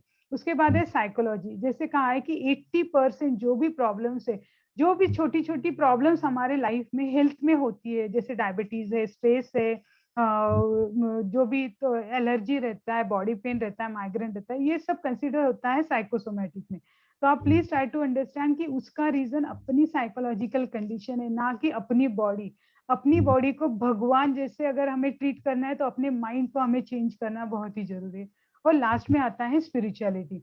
यहाँ पे हम लोग स्पिरिचुअलिटी इसलिए लेते हैं कि इस सब में भी हमने पूरा काम कर लिया, फिर भी अगर हमें खुशी और हार्मनी अगर अपनी लाइफ में चाहिए तो हमें इस बॉडी और माइंड से डिस्कनेक्ट होना बहुत जरूरी रहेगा। तब जाके जब हम उस एनर्जी से कनेक्ट होंगे और इस बॉडी को और माइंड को ऑब्जर्व कर पाएंगे third person, as a third person, तभी हमारे लाइफ में एक्चुअली पीस और हार्मनी आता है। बोलते हैं ना, हम अपने फैमिली के साथ, हम सभी लोगों के साथ बहुत अटैच रहते हैं, और वही अटैचमेंट हमें व्हाट वी कैन से कि हमें दुख क्रिएट करता है। ये बहुत ही सिस्टमैटिक है यार, इसमें कुछ गलत या अच्छा नहीं रहता, वो भगवान की वो रचना ही वैसे बनाई है। जब हम डिटैच इन सब चीजों से हो जाते हैं और अटैच उस एनर्जी से हो जाते हैं, तो जैसे नॉर्मल लाइफ में जितना हम अपने फैमिली को प्यार करते थे उससे भी ज्यादा हम प्यार करेंगे, क्योंकि हम वो प्रेम बन जाते हैं। जब वो सोल से कनेक्ट हो जाते हैं, जो एनर्जी से कनेक्ट हो जाते हैं, तो उनके जो कैरेक्टर्स है, मौन, प्रेम, आनंद, शांतता, हैप्पीनेस, ये जो जो सभी पॉजिटिव कैरेक्टर्स है वो हम बनना स्टार्ट हो जाते हैं, और उसके बाद हम अपनी लाइफ बहुत ही पीसफुल और हार्मनी के साथ जीते। इसीलिए हम फोकस करते हैं कि हम सभी नेचुरल ट्रीटमेंट्स और नेचुरल कंपोनेंट के साथ ही अपने पेशेंट को डील करें। अभी सिर्फ 2 मिनट में हम क्या करते हैं, एक केस लेते हैं, एक एग्जांपल लेते हैं, तो आपको अच्छे से समझ में आ जाएगा। फॉर एग्जांपल, हमारे पास अगर 29 ईयर की ओल्ड लेडी आती है और उसको एक थोड़े से प्रॉब्लम रहते हैं, फिजिकल प्रॉब्लम्स उसको है, ब्लोटिंग है, ब्रीदिंग इश्यूज है, फटीग है, अनोशिया रहता है, वोमिटिंग जैसा फील होता है, एब्डोमिनल पेन रहता है, स्वेलिंग रहती है बॉडी में, और उसके साथ ही जब वो फिजिकल वो फॉर्म भरती है, ये सब प्रॉब्लम्स लिखती है, उसके साथ वो साइकोलॉजिकल इशू भी थोड़ा सा डालती है कि थोड़ा हमें कंफ्यूजन स्टेट में रहती हूँ, या फिर नॉन स्टॉप थिंकिंग रहता है, लैक ऑफ फाइटिंग स्पिरिट रहता है, फियर रहता है, और उसकी लाइफस्टाइल अगर अनहेल्दी है, और उसकी जो अगर स्लीप डिस्टर्ब है, तो वो मैं थोड़ा सा ब्रीफली बता रही हूँ यहाँ पे, पर हम लोग जब असेसमेंट करते हैं बहुत डीपली करते हैं, बहुत टाइम देके करते हैं। तो अगर प्रॉब्लम आ जाता है तो क्लियरली वो हम जब टीम हम डिस्कस करते हैं, तो इसका इशू क्या है कि उसका लीवर इम्बैलेंस है, क्लियरली उसका प्रॉब्लम यही हमें डायग्नोस होता है। पर अगर वो जो लीवर डैमेज है उसके रीजंस हमें फाइंड आउट करने रहते हैं। उसके लिए क्या रहता है, साइकोलॉजी लाइक डाइट और ये सब तो इश्यू है ही है, पर साइकोलॉजिकल लेवल पे उसका सबसे बड़ा रीजन क्या होता है, उसमें रहता है डर, उस पेशेंट में रहता है, उसके पास रहता है लैक ऑफ फाइटिंग स्पिरिट। आपने कभी ऑब्जर्व किया होगा, मैंने जैसे बोला यहाँ पे ना, मैं हॉर्स राइडिंग के लिए जाती हूँ, तो वहां पे मैं हमेशा घोड़ों को ऑब्जर्व करती हूँ, उनकी लाइफस्टाइल कैसी रहती है, उसको ट्रेनिंग कैसे मिलती है, ये सब मैं चीजें बहुत ऑब्जर्व करती हूँ। और एक मैंने बात देखी है कि हॉर्स को जिसने अच्छे से ट्रेनिंग मिलती है उससे, और घोड़ा एक ऐसा प्राणी है कि उसका सबसे ज्यादा लीवर स्ट्रांग रहता है।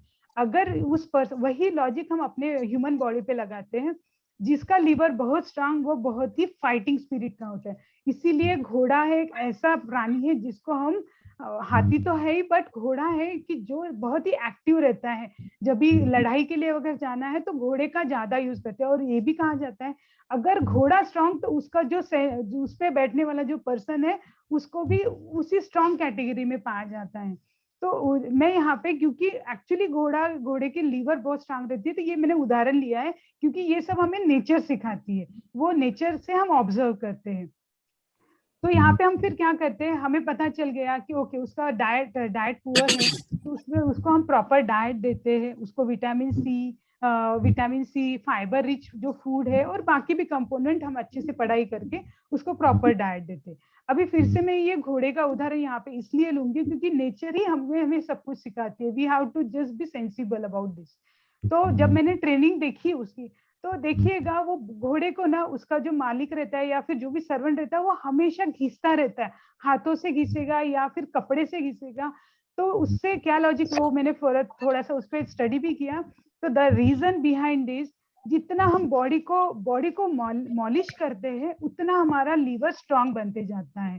तो अगर यही अगर हम पेशेंट को बॉडी मसाज बताते हैं, सिंपल गीला कपड़ा लीजिए, और जब हम नहाने जाते हैं उसके पहले अपने बॉडी को 5 मिनट, एटलीस्ट 5 मिनट, अगर वो पेशेंट 21 दिन तक प्रॉपरली मसाज करता है और रेडिश स्किन होने तक, एकदम भी ज्यादा एकदम ब्लड निकले उतना नहीं, पर उतना प्रेशर के साथ बस, अगर 5 मिनट वो पेशेंट अगर रेगुलर 21 डेज मसाज करता है, तो उसको लीवर फंक्शंस खुद के इंप्रूवमेंट कैसे हो रहे हैं उसका रिजल्ट उनको मिलना स्टार्ट हो जाता है। और उसके बाद लीवर के पेशेंट के लिए बोला जाता है कि रेस्ट एंड डाइजेस्ट। एक्चुअली वो जितना रेस्ट मीन्स फिजिकली एक्टिविटी नहीं करना, ऐसे नहीं होता है, मेंटली उसको रेस्ट मिलना बहुत जरूरी है। तो मेंटली रेस्ट कैसे मिले, हम तो दिन भर बहुत सारे काम करते रहते, बहुत थॉट्स रहते। तो अनुलोम विलोम की एक ऐसी टेक्निक है सिंपल वे से नहीं, उसमें भी हमें साइंटिफिक वे यूज करना रहता है। अनुलोम विलोम हम जब करवाते हैं तो उस पेशेंट को हम 11 मिनट के लिए कंटिन्यूअस वो अनुलोम विलोम करवाना पड़ता है, और अपनी जो स्पाइन है, वो अपनी जो पीठ है, वो एकदम स्ट्रेट रहनी पड़नी है, और बॉडी पोस्चर है वो बहुत ही स्ट्रेट करना रहता है। और फिर वो 11 मिनट कंटिन्यूअस जब अब करता है तो उसके उनके जो बॉडी अपर बॉडी है उसमें पेन जैसे अगर स्टार्ट हो जाता है तो that is the healthy symptom. जैसे वो पेन स्टार्ट हो जाता है मीन्स ही उसका लीवर कहीं ना कहीं अभी अच्छे से काम करना स्टार्ट, उसको प्रॉपर रेस्ट मिलना स्टार्ट हो गया है, वो हमें उनका इंडिकेशन रहता है। और ये मैंने सिर्फ आपको बहुत ब्रीफली बता रही हूँ, उसके बहुत और भी टेक्निक्स रहते हैं जो योगा नेचुरोपैथी हम फॉलो करते हैं पेशेंट के लिए। अभी साइकोलॉजिकल, जैसे कि कहा कि अगर लीवर काम नहीं कर रहा है तो उसको फाइटिंग स्पिरिट कम है, वो डरता बहुत है, तो उसको हम step by step baby step से उनको फियर मैनेजमेंट टेक्निक सिखाते हैं और अपनी लाइफ में कैसे इंप्लीमेंट करें वो सिखाते हैं। तो वो psychology, there are two way things. अगर ये नेचुरोपैथी योगा भी हम करते हैं उससे लीवर ठीक हो रहा है, और जैसे ही साइकोलॉजिकल ट्रीटमेंट देते हैं वो और बेनिफिट हो रहा है उसको, तो उसको कंप्लीट सॉल्यूशन मिलने में इजी हो जाता है। और लास्ट है स्पिरिचुअलिटी, जिससे कहा फियर बहुत रहता है, फियर बहुत कारणों से हो सकता है। तो एक बार पर्सन जो भी एज इट इज जो पर्सन है, जैसे एक्सेप्टेंस थेरेपी में पढ़ाते हैं हम लोग, एज इट इज जो पर्सन है वो अगर समझ में आ जाए तो उसका फियर लेवल बहुत कम हो जाता है, और उसको बहुत और भी हम स्पिरिचुअल टेक्निक्स बताते हैं जिससे वो फुल कंसंट्रेशन के साथ हर एक चीज को कैसे रिजॉल्व करे। तो ये मैंने बहुत ही शॉर्ट में आपको समझाने का कोशिश किया है, बट हम लोग बहुत ही डीप में उस पेशेंट के सब असेसमेंट करते हैं, और उसको सभी डायमेंशन से, आयुर्वेदा, होम्योपैथ, योगा, नेचुरोपैथी, ये डायमेंशन से हम उनका प्रॉब्लम का रिजॉल्व कैसे हो उसको हम समझाते हैं। तो मैं आशा करती हूँ कि जो हमारा ऑब्जेक्टिव था हेल्थ के बारे में हम आपको कुछ इंफॉर्मेशन शेयर कर पाए। तो आशा करती हूँ कि आप लोगों को थोड़ा जो भी नॉलेज मिला कि आप लोग प्लीज ये सब नॉलेज, मैं भी खुद की लाइफ में इम्प्लीमेंट करती हूँ, आप लोग भी इम्प्लीमेंट कीजिए और हम एक स्वस्थ और एक अच्छा लाइफ जी पाए। Thank you all, thank you for your love and support. Thank you. ओम शांति।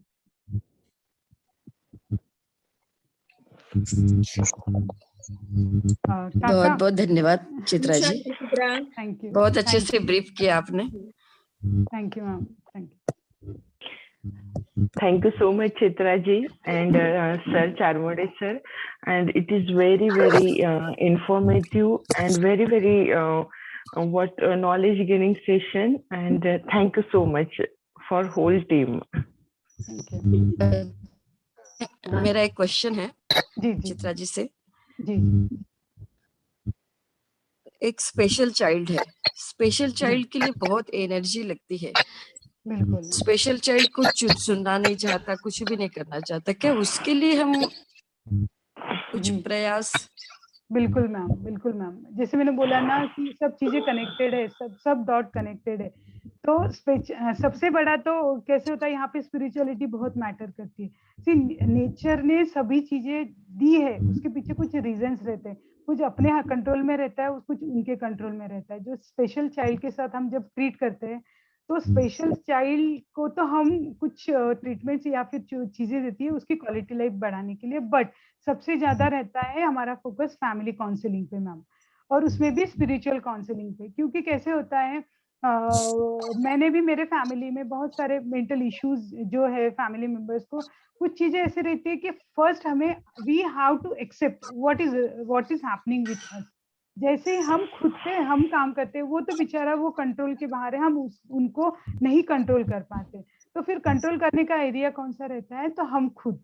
तो हमें ये फैमिली काउंसलिंग बहुत ही इफेक्टिव होती है। जैसे ही हमें समझ में आ जाता है कि व्हाई दिस, लाइक मेरे साथ ये ऐसा क्यों, ये जो क्वेश्चन का अगर रीजन मिल जाता है ना मैम, सॉल्यूशन मिल जाता है ना, आई विल टेल यू, ऐसी फीलिंग भी आ जाती है कि वो बच्चे को हम मुझे समझता है कि स्पेशल चाइल्ड रहता है तो उसको ट्रीट करने में बहुत पेशेंस लगता है, बहुत एनर्जी लगती है, बट वो एनर्जी हमें स्पिरिचुअलिटी से जब मिल जाती है ना मैम, तो हम उसको खुशी से, आनंद से वो एक्सेप्ट करके, जो भी अपने लाइफ में चल रहा है वो एक्सेप्ट करके हम बहुत चीजें कर सकते हैं। तो उसके लिए हमें स्पिरिचुअलिटी पे बहुत काम करना पड़ता है, खुद पे बहुत काम करना स्टार्ट करना पड़ता है एक्चुअली। पर अगर पर्सनली भी हम डेफिनेटली हम डिस्कस कर पाएंगे, बहुत सारी टेक्निक्स है जिससे हम एनर्जी लेवल बैलेंस कर पाएंगे मैम।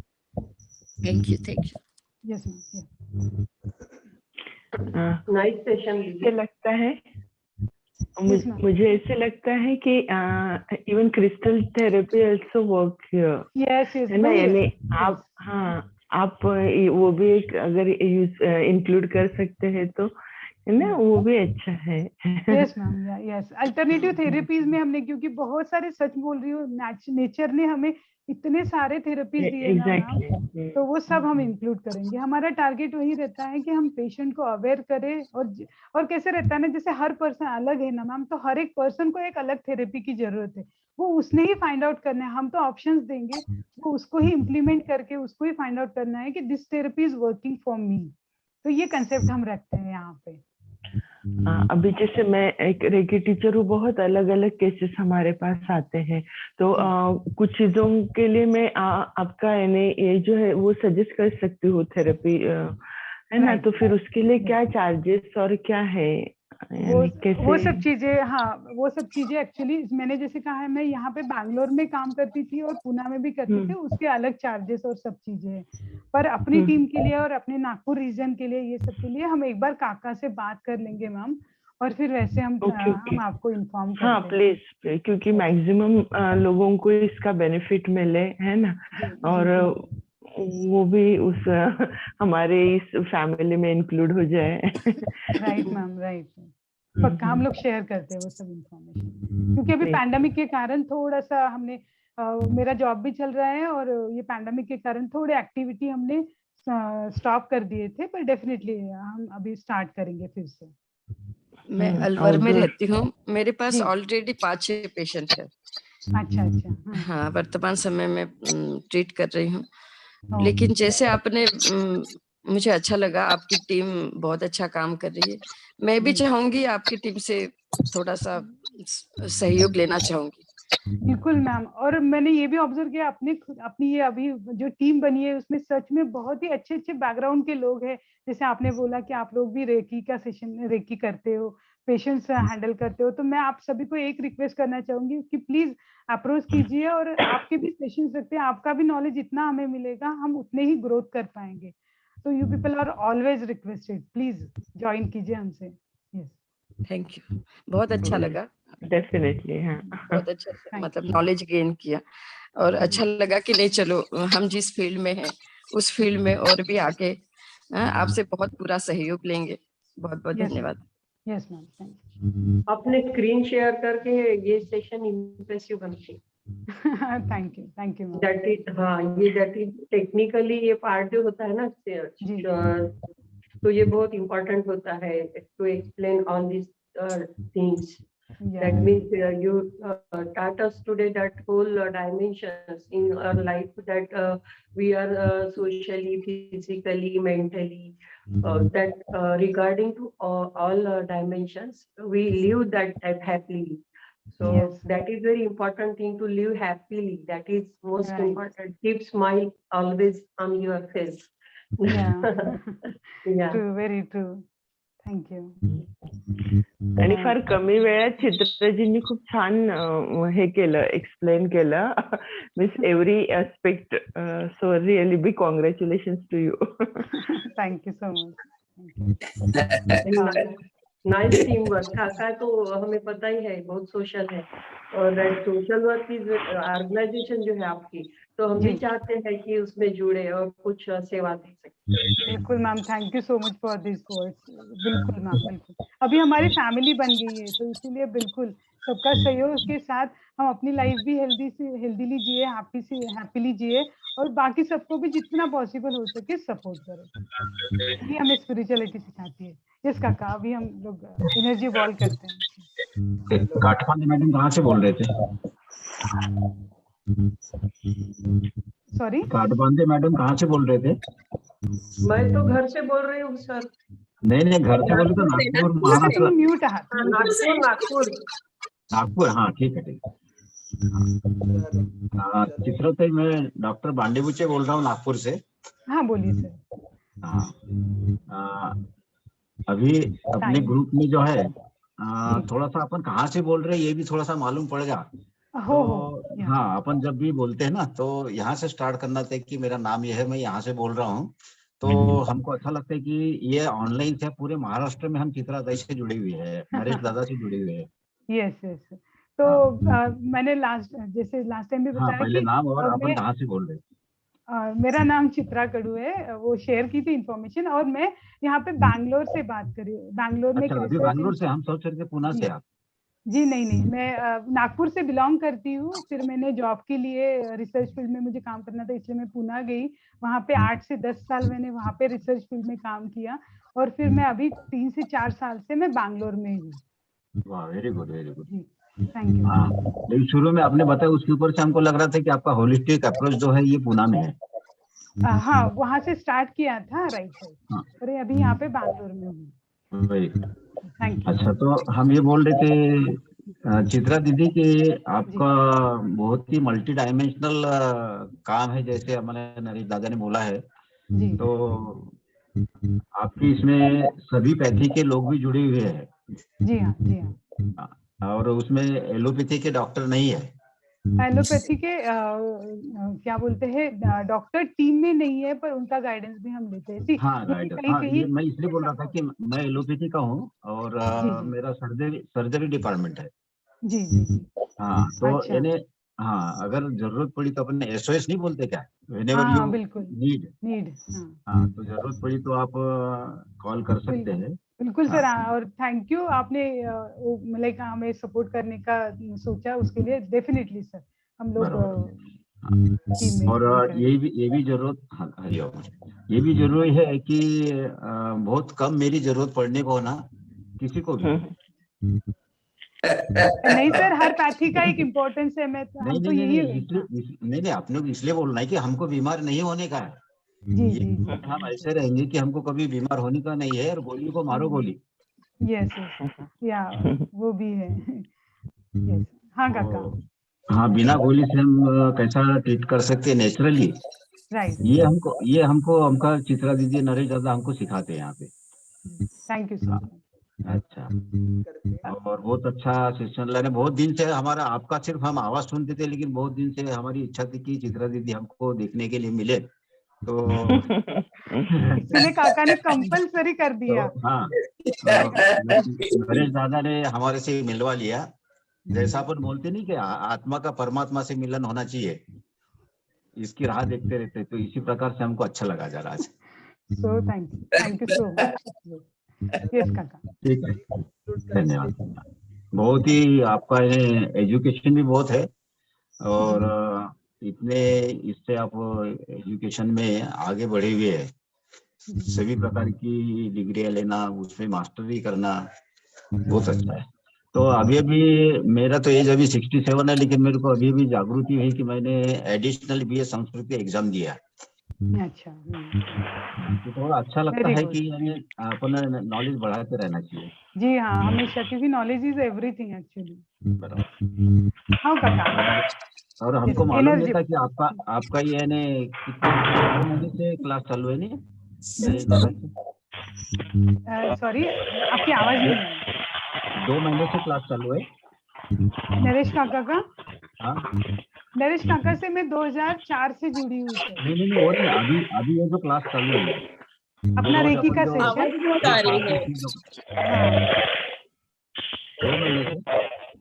काका की आवाज नहीं आ रही है एक्चुअली. हाँ सर, बोलूयात आपण, नक्की बोलूया.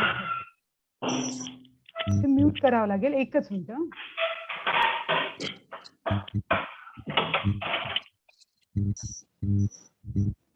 सगळ्यांना मी म्यूट करते सगळ्यांना. हा.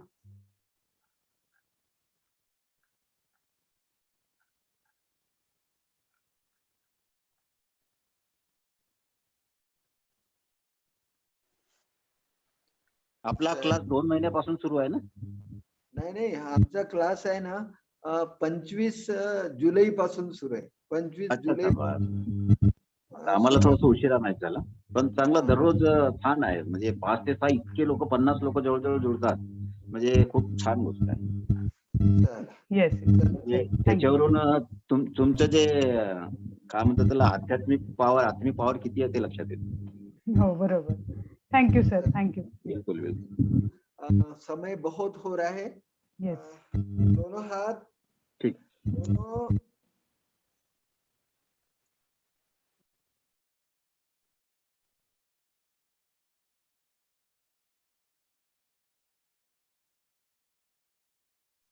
काका तुम्ही म्यूट वर आहात. सॉरी, तुम्ही म्यूट वर अनम्यूट करा. ठीक है. सांस भरते हुए ऊपर, सांस छोड़ते हुए नीचे.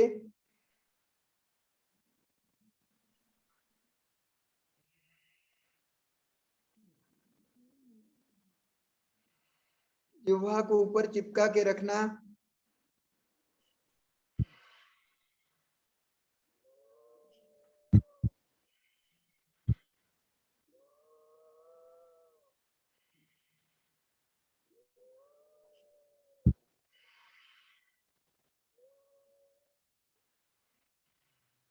नेक्स्ट, दोनों हाथ बीचों बीच, सांस भरते बाहर,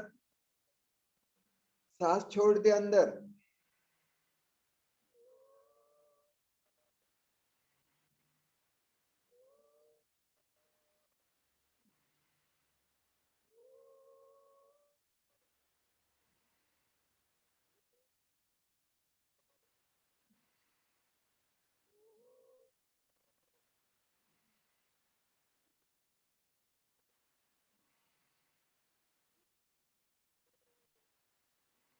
नेक्स्ट, हाथों को घुमाइए.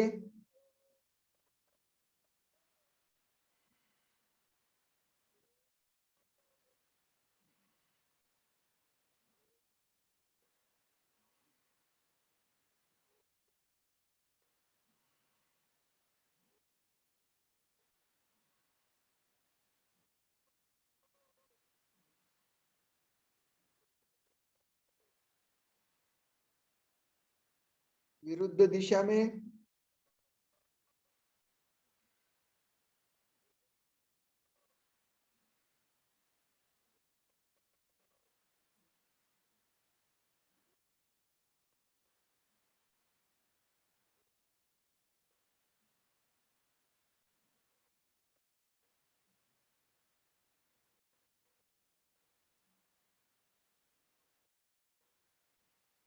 देखो क्या जनरेट किया आपने. ईश्वर पिता तो जादूगर है. जादूगर के बच्चे हम भी जादूगर हो गए. देखो कितनी एनर्जी बटोर ली. अब जहां भी तकलीफ है वहां ले लीजिए.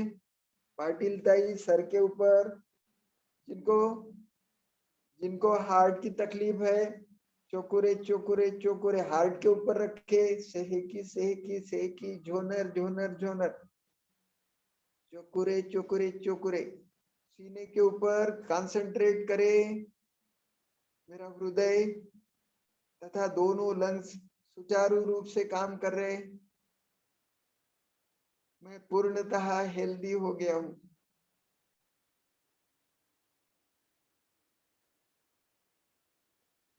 जिन्हें पीठ दर्द, कमर दर्द वगैरह की समस्या है, चोकुरे चोकुरे चोकुरे.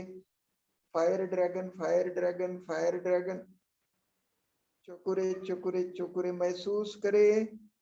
मेरा गर्दन दर्द, पीठ दर्द, कमर दर्द पूर्णतः छू मंतर हो गया है. अभी के अभी खत्म करें.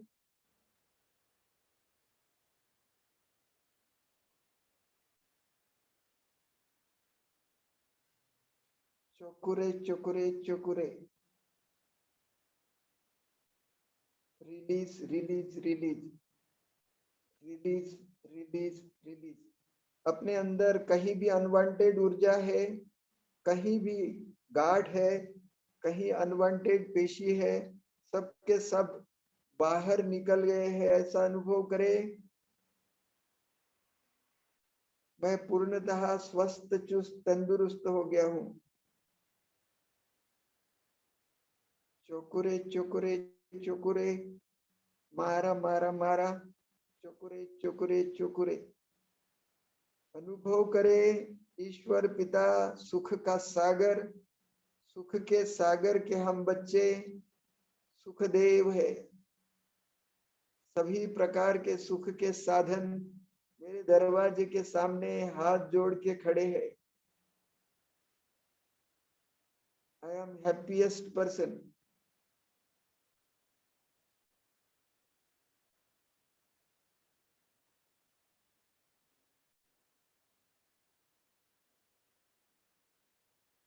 अब दोनों हाथ जोड़ लीजिए, धन्यवाद करते। We thankful to all who have been participated in the healing.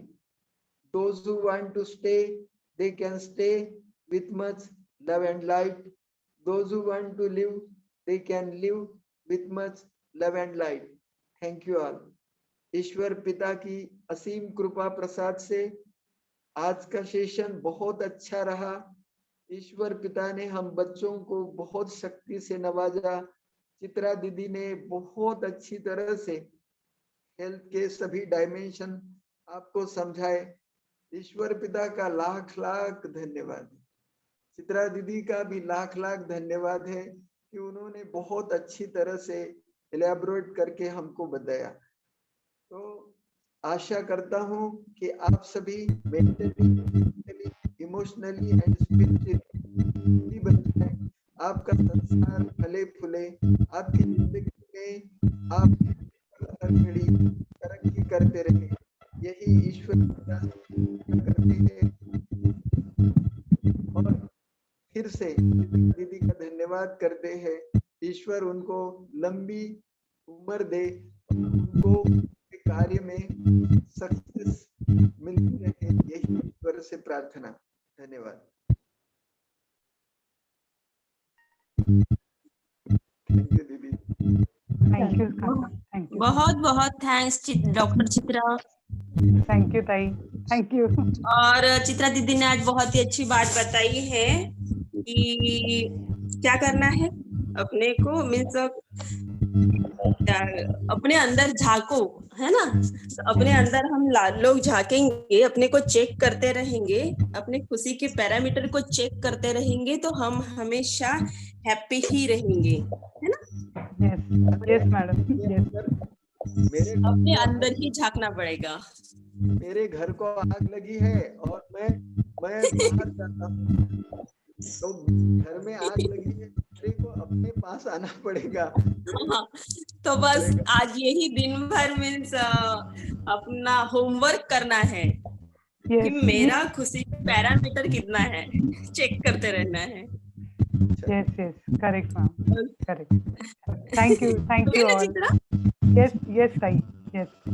Chitra ताई खूप सुंदर, धन्यवाद।